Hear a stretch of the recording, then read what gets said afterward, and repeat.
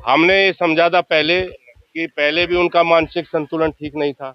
हमने समझा था कि बहुत लंबा वनवास काट चुके हैं, शायद इस वजह से मानसिक संतुलन ठीक ना हो। तो हमने पूरी मदद की, हर जगह मदद की। उन्होंने हमें कहा कि हम तुम्हारा एहसान कभी नहीं भूलेंगे। 365 दिन नहीं बीते, वो एहसान कभी किसी का मानते नहीं, एहसान फरामोश है। नंबर एक बात। नंबर दो बात, जो वो कह रहे हैं, जो बात वो कह रहे हैं, वो उनका व्यक्तिगत बयान है या कांग्रेस पार्टी की सहमति है, इसका संज्ञान कांग्रेस नेतृत्व ले। क्योंकि राहुल गांधी जी ने अपने बयानों में ये कहा था, अगर आप देखेंगे कि कांग्रेस पार्टी में कुछ लोग ऐसे हैं जो पार्टी में तो कांग्रेस में हैं, लेकिन काम बीजेपी का कर रहे हैं। तो ऐसे स्लीपर सेल की पहचान करें। और ये हमारा बयान नहीं है, और ये सब जानते हैं आखिर उनके ऊपर कौन सा ऐसा राजनीतिक दबाव है, कौन सी उनकी मजबूरी है। पूरे देश के धर्मनिरपेक्ष राजनीति करने वाले लोगों की ये भावना थी कि सांप्रदायिक ताकतों को हराया जाए और सबको एक प्लेटफॉर्म पे आकर के लड़ा जाए। उन्हीं भावनाओं का हमारे लीडर समाजवादी पार्टी के राष्ट्रीय अध्यक्ष आदरणीय अखिलेश यादव जी ने हमेशा सम्मान किया है, और गठबंधन अपनी जगह मजबूती से खड़ा हुआ है। ये कौन होते हैं टिकट बांटने वाले?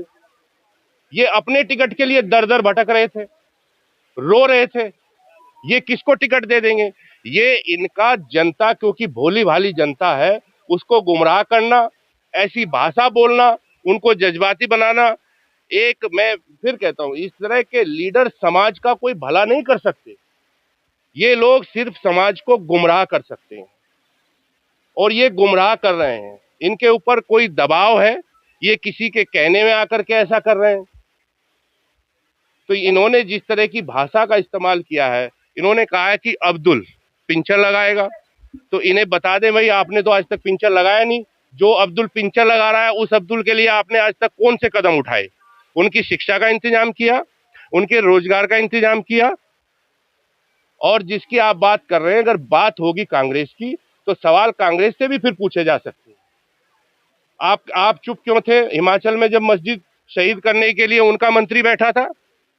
आप हमें जवाब देंगे। जब आप यही पार्टी में थे और जनता दल में भी थे, असलम खान साहब को क्या कह के हराया था? इसी कांग्रेस को आप खूनी पंजा कहते थे। आप दल बदलते हैं, जबान बदलते हैं, पोस्टर बदलते हैं, अरे कितना बदलोगे भाई? इतना थोड़ा ही गिरा जाता है। वो किसी प्रेशर में है, कोई उनकी राजनीतिक मजबूरी है, और वो सिर्फ गुमराह करें। अब क्या हम क्या सामान्य आप जैसे परिवार से नहीं आते? जब अब्दुल एमएलए बनने लगे तो इनको दिक्कत हो रही है, नहीं एमएलए बन रहे, इन्होंने कितने बना दिए। ये सिर्फ चाहते हैं हम बने रहें।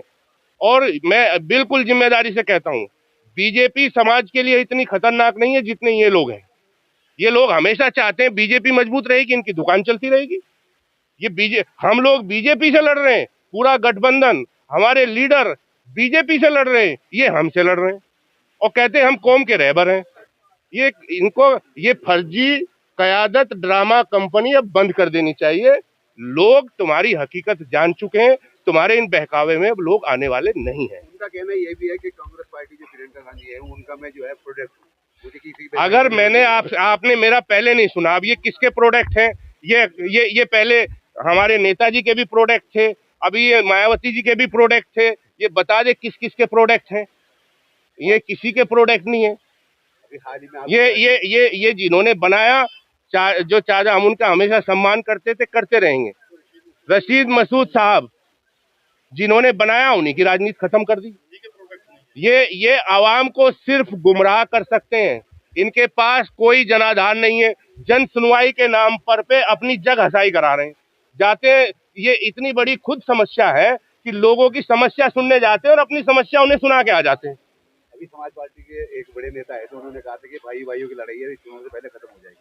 देखो, भाई भाई की लड़ाई तो खत्म हो सकती है, भाई भाई की लड़ाई खत्म हो सकती है। आप सोते हुए को जगा सकते हो, जो जाग के सोने का नाटक कर रहा हो उसको आप नहीं जगा सकते। वो किसी के कहने में, वो चाहते हैं, वो आप लोग सब जानते हैं कि हकीकत क्या है।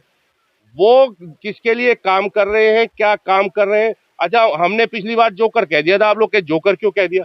अब एक बात हमें बताइए, समाजवादी पार्टी का एमएलसी, समाजवादी पार्टी का एमएलसी है, कांग्रेस के एमपी हैं गठबंधन के, उस एमपी समाजवादी पार्टी के विधायक को बिना पार्टी में शामिल कराए कांग्रेस का टिकट दे रहा है।